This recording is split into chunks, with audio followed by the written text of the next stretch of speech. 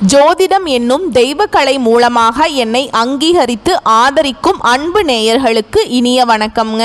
ரிஷப ராசிக்கு இந்த பதிவு மூலம் அப்படி என்னதான் சிறப்பு அப்படிங்கிறத பார்க்கறதுக்கு முன்னாடி எம்பெருமான் முருகப்பெருமானின் ஆசீர்வாதம் உங்களுக்கு முழுமையாக கிடைக்க நான் சொல்லும் மந்திரத்தை நீங்களும் 3 முறை சொல்லிக்கிட்டே உங்களால் முடிஞ்சதுன்னா கமெண்ட் பாக்ஸில் ஒரு முறை கமெண்ட் பண்ணுங்க.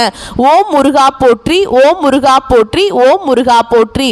என்னை படைத்து உன் மக்களுக்கு சேவை செய்ய அனுப்பிய கந்தா கடம்பா கதிர்வேலா, என் ஜோதிடம் பழிக்க மனதார பாதம் தொட்டு வணங்குகிறேன். ரிஷப ராசிக்காரங்க நல்லது கெட்டதை முழுசா தெரிஞ்சவங்க. சுக்கிர பகவானை ராசி அதிபதியாக கொண்டவங்க. கார்த்திகை 2ஆம் பாதம் 3ஆம் பாதம் 4ஆம் பாதம், ரோஹிணி மிருகசீரிஷ நட்சத்திரம் 1ஆம் பாதம் 2ஆம் பாதம் நட்சத்திரக்காரங்க. ரொம்ப புத்திசாலிக்காரங்க, புதுமையான சிந்தனைகளுக்கு சொந்தக்காரங்க. பூ போல மனசு, கோபத்தை மறைச்சிட்டு சிரிப்பை மட்டும் காட்டக்கூடியவங்க. எடுத்த காரியத்தை எப்படியாவது முடிச்சிடணும் அப்படிங்கிறதுக்காக கஷ்டப்பட்டு போராடக்கூடியவங்க ரிஷபராசிக்காரங்க. போர் குணம் கொண்டவங்க. உங்ககிட்ட சண்டை போட்டு ஜெயிக்கிறது ரொம்ப கஷ்டங்க. தங்களுடைய கஷ்டத்தையும் கண்ணீரையும் கடுகளவு கூட மற்றவங்களுக்கு தெரியாம பார்த்துக்குவாங்க. இதனால பார்க்குறவங்க எல்லாருமே ரிஷபராசியா, இவங்களுக்கு என்னப்பா சூப்பரா இருக்காங்க, இவங்களுக்கு என்ன குறைச்சல் அப்படின்னு தான் நினைச்சிட்டு இருக்காங்க. ஆனா சாப்பாட்டுக்கு கூட கஷ்டப்படுறது உங்களுக்கு மட்டும்தான் தெரியும். கஷ்ட காலத்துல திரும்பி பார்க்க கூட ஆள் கிடையாது. ஏதோ தட்டு தடுமாறி எந்திரிச்சு நிக்கிறப்ப உங்களை குறை சொல்றதுக்குன்னே நிறைய பேர் தேடி வருவாங்க. உங்க சொந்தக்காரங்க நண்பர்களுக்கு ஒரு தேவை இருக்குதுன்னா மட்டும்தான் உங்ககிட்ட வருவாங்க. அந்த தேவை முடிஞ்ச உடனே உங்களை தூக்கி போட்டுட்டு போயிடுவாங்க. மறுபடியும் அவங்க வந்து உங்ககிட்ட உதவின்னு கேட்பாங்க.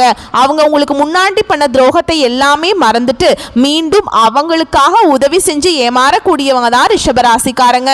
ரிஷபராசிக்காரங்க வாழ்க்கையில கடந்த காலகட்டங்களில் ஏதாவது ஒரு பிரச்சனை புதுசா உங்களை தேடி வந்துகிட்டு தான் இருந்திருக்கும். நீங்க இரவு நேரத்தில் நிம்மதியா தூங்கலான்னு பார்ப்பீங்க. ஆனா காலையில எந்திரிச்சு பார்த்தா புதுசா ஒரு பிரச்சனையும் கஷ்டமும் தானாகவே உங்களை தேடி வந்திருக்கும். ஏன் எனக்கு மட்டும் ஏன் இவ்வளவு கஷ்டம் வருது, என்னோட வாழ்க்கையில நான் யாருக்குமே கெடுதலையோ கஷ்டத்தையோ துன்பத்தையோ கொடுத்ததில்லையே, என்னோட நிலைமை ஏன் இப்படி இருக்குது அப்படின்னு தான் நிறைய நபர்கள் சொல்லிட்டு இருக்கீங்க.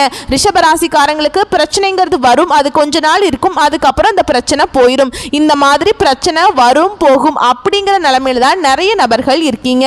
நீங்க என்னதான் பிரச்சனையை தவிர்த்தாலும் ஏதாவது ஒரு சூழல்ல உங்களை தேடி பிரச்சனை வந்துகிட்டு தான் இருக்கு.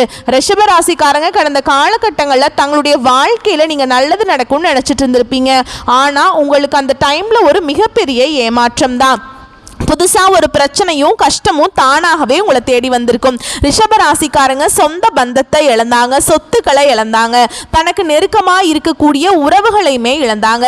கடைசியா நான் மட்டும்தான் எல்லாத்தையுமே இழந்துட்டு நிக்கிறதா இருக்குது, எனக்கு உயிர் வாழவே பிடிக்கல அப்படின்னு சொல்லிட்டு இருக்கீங்க. இதுக்கு மேல என்னால வாழவே முடியல சாமி, தயவு செஞ்சு என்னை வந்து உன் கூடையே கூட்டிட்டு போயிரு. நான் இவ்வளவு கஷ்டப்பட்டதுக்கு அப்புறம் எனக்கு வாழ்க்கையில வாழணுங்கிற எண்ணம் சுத்தமாவே போயிருச்சு. உங்க மனசுல கவலையும் துன்பமும் தான் அதிகமாகவே இருக்குதுங்க. நீங்க செய்யக்கூடிய ஒவ்வொரு விஷயத்தையுமே தடுப்பதற்கும் உங்களை அவமானப்படுத்துவதற்கும் நிறைய நபர்கள் வந்து இங்க முயற்சி பண்ணிட்டு இருக்காங்க. இது எல்லாமே தெரிஞ்சுமே கூட நீங்க என்னமோ பண்ணுங்க, எனக்கு என்ன வந்துச்சு அப்படின்னு தன்னுடைய வேலையில மட்டும் என்னன்னைக்குமே குறிக்கோளா இருக்கிறவங்க தான் நீங்க. வரக்கூடிய நாட்கள்ல உங்களுடைய இன்பத்தையும் மகிழ்ச்சியையும் தரக்கூடிய உங்களுக்கு இன்பத்தையும் மகிழ்ச்சியையும் தரக்கூடிய ஒரு காலகட்டமாகவே அமைஞ்சிருக்குதுங்க. இது நாள் வரைக்கும் நடந்த கெட்ட விஷயத்தை எல்லாமே விட்டுருங்க. இனி வரக்கூடிய நாட்கள்ல ரிஷபராசிக்காரங்களுக்கு எப்படிப்பட்ட நன்மைகள் வரப்போகுது அப்படிங்கிறத நம்ம தொடர்ந்து பார்க்க போறோம். இனி வரக்கூடிய ஒரு 6-7 மாதங்களை பொறுத்த வரைக்கும் உங்க வாழ்க்கையில முதல் மாற்றமே, நீங்க கடந்த காலகட்டங்களில் நிறைய இடத்துல அவமானப்பட்டு அசிங்கப்பட்டிருப்பீங்க. அந்த அவமானத்திலிருந்து மீண்டு வந்து உங்க வாழ்க்கையில வெற்றி பெற போறீங்க. ஒரு வீட்டில் ரிஷபராசிக்காரங்க இருந்தாங்க அப்படின்னா அந்த வீட்டுடைய மொத்த கஷ்டத்தையுமே நீங்க தான் ஏத்துப்பீங்க. இனி வரக்கூடிய நாட்களிலிருந்து உங்களுடைய தலை விதி அப்படிங்கிறது முழுவதுமாகவே மாறப்போகுது.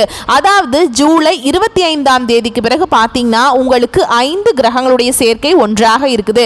இதை வந்து நம்ம சதுர் கிரக யோகம்னு சொல்லுவோம். அதாவது மீன ராசியில சூரிய பகவான், புதன் பகவான், ராகு கேது பகவான், சுக்கிர பகவான், சனி பகவான், இப்படி 5 கிரகங்களும் ஒன்றாக சஞ்சாரம் பண்றாங்க.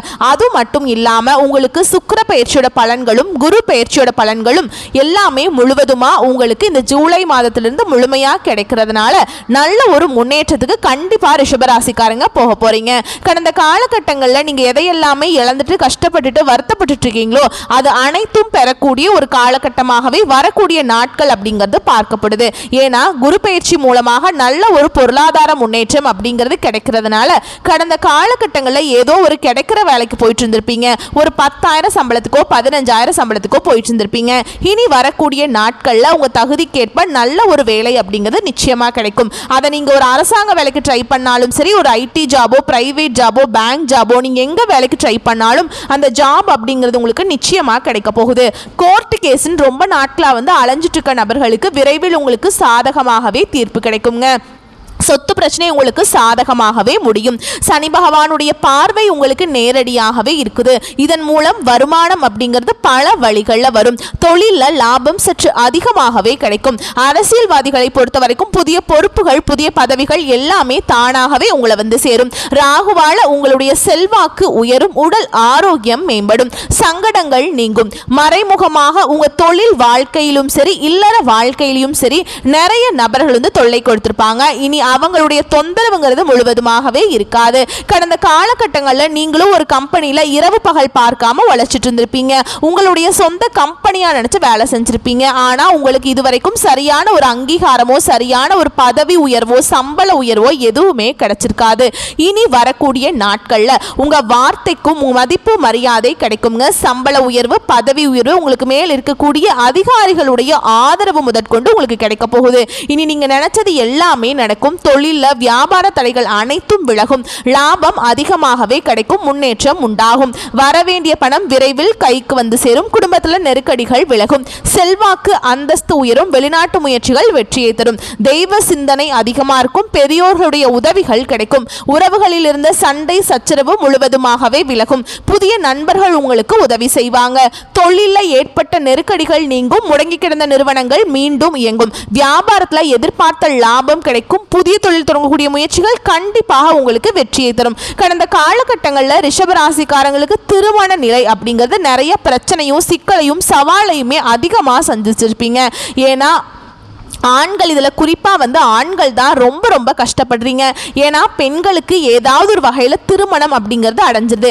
ஏன்னா ஆண்கள் தான் வயது 30, 33, 35, 37 வயது வரைக்குமே நிறைய ஆண்கள் திருமண நிலையை அடையாமல் கஷ்டப்பட்டு இருக்கீங்க.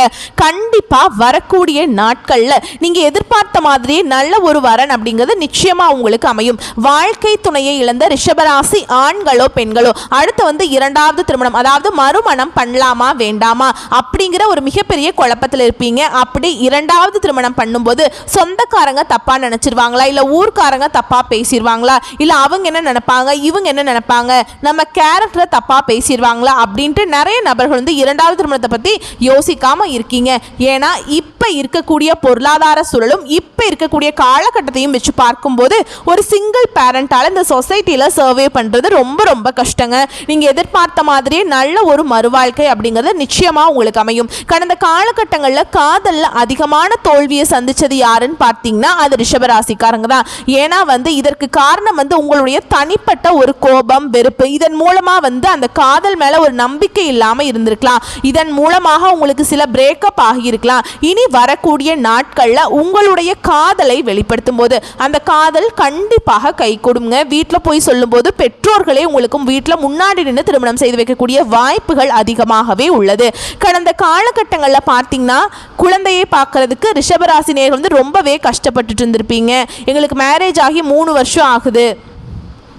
கடந்த காலகட்டங்களில் பார்த்தீங்கன்னா குழந்தை பாக்கியத்துக்காக ரிஷபராசி நேயர்கள் ரொம்பவே கஷ்டப்பட்டுட்டு இருந்திருப்பீங்க. எங்களுக்கு மேரேஜ் ஆகி 3 வருஷம் ஆகுது சாமி, 5 வருஷம் ஆகுது, 8 வருஷம் ஆகுது, நாங்களும் போகாத ஹாஸ்பிட்டல் இல்லை, பார்க்காத ட்ரீட்மெண்ட் இல்லை, வாரத்தில் 3 நாள் கோவிலுக்கு போய் வழிபாடு செஞ்சுட்டு வந்துட்டு இருக்கோம் அப்படின்னு தான் நிறைய நபர்கள் சொல்றீங்க.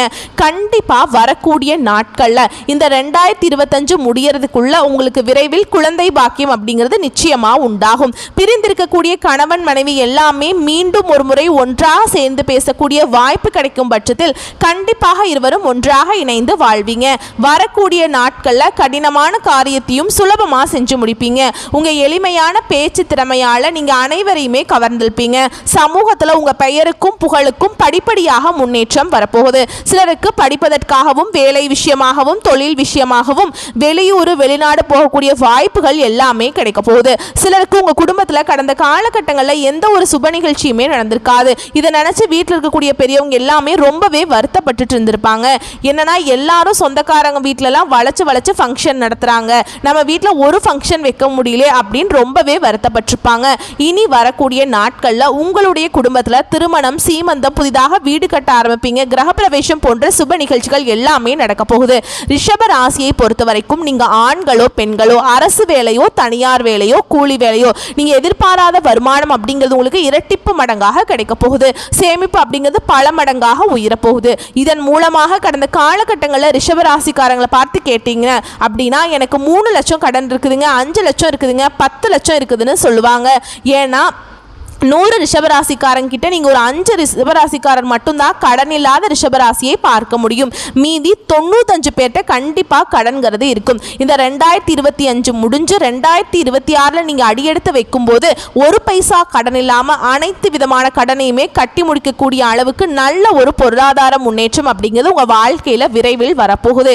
இனி வரக்கூடிய நாட்களில் ரிஷபராசிக்காரர்களுடைய வளர்ச்சி அப்படிங்கிறது யாருமே எதிர்பார்க்காத அளவுக்கு ஒரு மிகப்பெரிய ஒரு அசுர வளர்ச்சியாக இருக்க போகுது. உங்களுடைய சொந்தக்காரர்கள் நண்பர்களுமே பார்த்தீங்கன்னா உங்கள் மீது வந்து பொறாமை கொள்ள போறாங்க.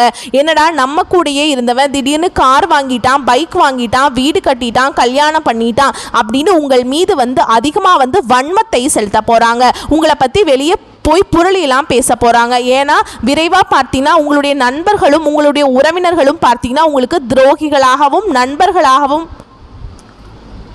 ஏன்னா விரைவாக பார்த்தீங்கன்னா உங்களுடைய நண்பர்களும் உங்களுடைய உறவினர்களும் பார்த்தீங்கன்னா உங்களுக்கு எதிரிகளாகவும் துரோகிகளாகவும் மாறக்கூடிய வாய்ப்பு அதிகமாகவே உள்ளது. இதன் மூலம் உங்களுடைய குடும்ப வாழ்க்கை தலைகீழாக மாறக்கூடிய வாய்ப்பும் அதிகமாகவே உள்ளது. தவறான நண்பருடைய பழக்க வழக்கங்கள் இருக்கும் பட்சத்தில் இது குடும்ப வாழ்க்கையை நிச்சயமாக பாதிப்புக்கு உள்ளாக்கும். அது மட்டும் இல்லாமல் தவறான போதை பழக்க வழக்கங்கள், தவறான மது பழக்க வழக்கங்கள் இருக்கும் பட்சத்தில் உங்கள் குடும்ப வாழ்க்கை நிச்சயமாக கண்டிப்பா ஒரு கேள்விக்குறியா அப்படிங்கிற ஒரு நிலைமைக்கு போகக்கூடிய வாய்ப்பு அதிகமாகவே இருக்குதுங்க. இந்த மாதிரி தவறான செயல்ல ரிஷபராசிக்காரங்க ஈடுபடும் போது நிச்சயமா அவற்றிலிருந்து வெளியே வந்தா மட்டும்தான் வரக்கூடிய நாட்கள் மிகவும் செல்வ செழிப்போடும் வளமாகவும் இருக்கும். வரக்கூடிய வாய்ப்புகளை கரெக்டா பயன்படுத்திக்கோங்க. வாழ்த்துக்கள். நன்றி. வணக்கம்.